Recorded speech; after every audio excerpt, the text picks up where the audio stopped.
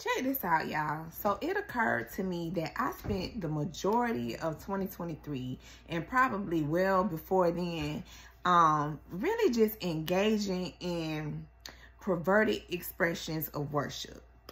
So let me explain what I mean. In 2023, for sure, I know I attended at least 4 major concerts. It was like 3 major concerts, and then I did like a music festival that was over 2 days, and it had like multiple artists or whatever. So yeah, probably about 4 major concerts. And in 2022, like I'm a big concert person. Like that was my thing, right? And so while I would be at these concerts, whenever whatever artist would come out on stage, you know, I would just lose my mind and be screaming for them and chanting out their name, Beyonce, Beyonce, whoever. Like I'm just naming people, so y'all don't.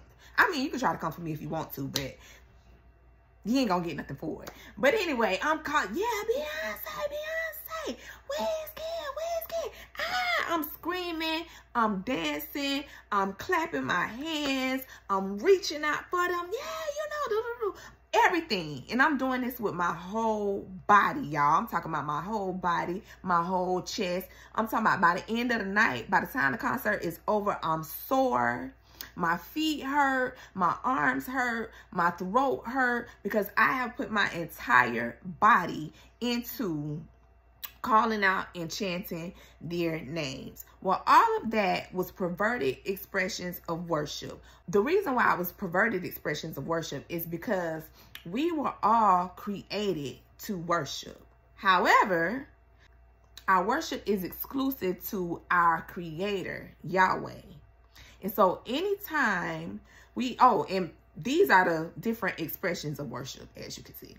So anytime we direct these expressions of worship towards anything or anybody other than Yahweh, then they are perverted expressions of worship. And so the aha moment came to me when our pastor this Sunday was preaching a sermon that came from the book of Daniel, chapter 3. And in Daniel chapter 3, King Nebuchadnezzar made a decree that whenever you heard the sounds of, let's just say the drums, the flutes, the lyre, the harps, whatever, whenever you hear the sounds of these instruments, you are to immediately bow down and worship this false god that I created, this statue that I just constructed, right? And so it made me think, when the sermon was going forth, I thought back to when I was at those concerts. And as soon as the beat would drop, baby, I'm going all in. I'm going all in. I'm giving it my all. Except my all of my worship was going towards these created beings instead of the Creator. And then another thing that I found to be just crazy is that during the time when I would be at those concerts and I would be giving my worship to the wrong person, just perverted, I would never feel a way about it. I never felt bad. I never felt convicted. I never felt ashamed. I never felt embarrassed. Baby, I wish somebody would look at me crazy while I was in worship mode. You know what I'm saying? Never felt the way about it. But now that I've given my life to Christ, when I go to church and we're in praise and worship and I try to lift my hands, I start hearing thoughts like, why you doing that?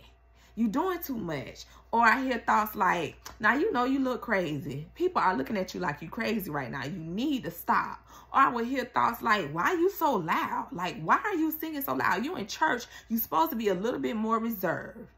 But the devil is a lie. Literally, when I hear those thoughts, it's the enemy trying to prohibit me from doing what the Lord created me to do, and that's worship him. The enemy never whispered in my ear while I was at these concerts worshiping false gods. Why? Because that's what he wants us to do, right? But the minute our worship goes exclusively to Yahweh, then it's a problem. So I hope this message frees somebody. I hope it frees you. If you've ever been in church or in worship and you feel compelled to worship the Lord with your entire body, but then you start feeling like, okay, well, somebody might be looking at me crazy or whatever, know that those thoughts are coming from the enemy. They're being planted from the enemy. Secondly, you need to know that you were created to worship God. And these are all the different forms of worship. These are all the different expressions of worship. You can worship God in dance. You can worship God in song, by singing with your voice. You can worship God by playing instruments. You can worship God by waving your arms. You can worship God by reaching out to him. You can worship God by yelling, giving a good old shabak, or maybe that's the Barak. I don't know which one. But either way, you can worship God by yelling. You can worship God by dancing. Me, truth be told, God get all, I do all of them except instrument. And if I mess around and get my hands on the right kind of instrument, then it's on. Because truth be told, my father-in-law got a whole bag full of different little instruments that he played during praise and worship. And so if I get my hands on the right kind, then I'm going to be all in. And now that I know that these are expressions of worship, and I know that I was created to worship Yahweh exclusively, I'm about to give him everything that I got. And it's only going to him. You hear me? It's only going to him.